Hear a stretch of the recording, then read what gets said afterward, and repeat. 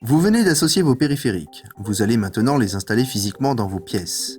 Dans cette vidéo, nous illustrons la procédure pour l'installation d'un détecteur d'ouverture, d'un détecteur de mouvement et d'un clavier.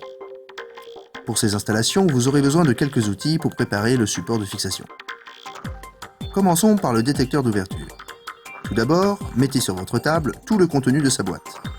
Nous identifions la notice du détecteur, le capteur avec son voyant vert en haut, une petite flèche sur le côté et son support de fixation. Un gros aimant avec son support de fixation.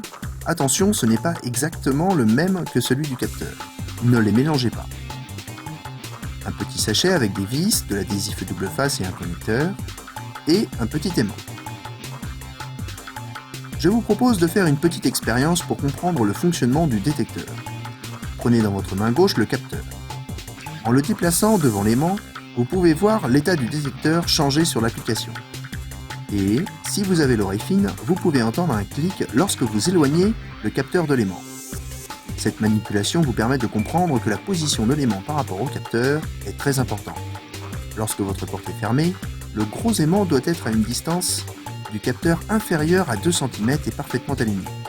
Pour le petit aimant, la distance doit être inférieure à 1 cm. Attention, l'aimant doit toujours être du côté où il y a la flèche sur le capteur. Ensuite, vous devez choisir son emplacement. Il doit se situer dans la maison. Placez de préférence le capteur sur le cadre et l'aimant sur la porte ou fenêtre, comme le montrent les illustrations suivantes.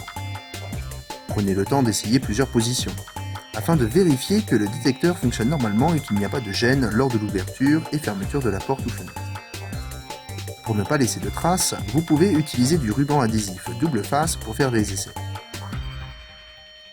Une fois l'emplacement défini, fixez les supports à l'aide des vis, puis clipsez le détecteur. Si vous utilisez le petit aimant, utilisez l'adhésif double face fourni. Poursuivons avec le détecteur de mouvement. Mettez sur votre table tout le contenu de sa boîte.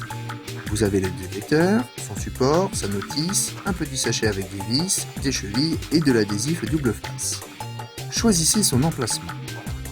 Idéalement dans le coin haut du mur, accolé au plafond et dos aux fenêtres comme sur l'image, généralement à une hauteur de 2,40 m. Il peut également être placé au milieu du mur entre deux fenêtres en prenant quelques précautions.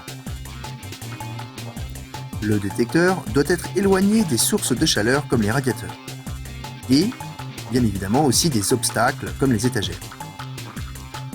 Fixez le détecteur. Lors de la fixation du support, faites bien attention au sens. La partie prédécoupée du support doit se situer en haut à droite. Vous devez toujours mettre une vis sur cette partie pour la détection d'arrachement du détecteur. Une fois fixé, vous pouvez clipser le détecteur sur son support. Le détecteur peut également être fixé sur une surface plane. Respectez les mêmes consignes de fixation du support, puis clipsez le détecteur.